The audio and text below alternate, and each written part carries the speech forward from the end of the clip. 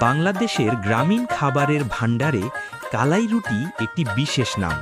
এটি মূলত কালাইয়ের আটা দিয়ে তৈরি হয়। মাটির তাওয়ায় ধীরে ধীরে সেঁকে নেওয়া হয় বলে এর গন্ধ ও স্বাদ হয় একেবারেই আলাদা। বাইরে মচমচে আর ভেতরে নরম এই রুটি খেতে যেমন মজাদার, তেমনি পুষ্টিগুণেও ভরপুর। কালাই রুটি সাধারণত ডাল, ভর্তা, শাকসবজি কিংবা মাংসের সঙ্গে খাওয়া হয়। গ্রামের মেলা বা বিশেষ অনুষ্ঠানগুলোতে কালাই রুটি সবসময়ই একটি জনপ্রিয় খাবার হিসেবে থাকে। ভোজন রসিকদের কাছে এটি শুধু খাবার নয়, বরং এক ধরনের ঐতিহ্য ও সংস্কৃতির পরিচয়ক। আজকাল শহরের বিভিন্ন মেলা ও খাবারের দোকানেও কালাই রুটি সহজেই পাওয়া যায়।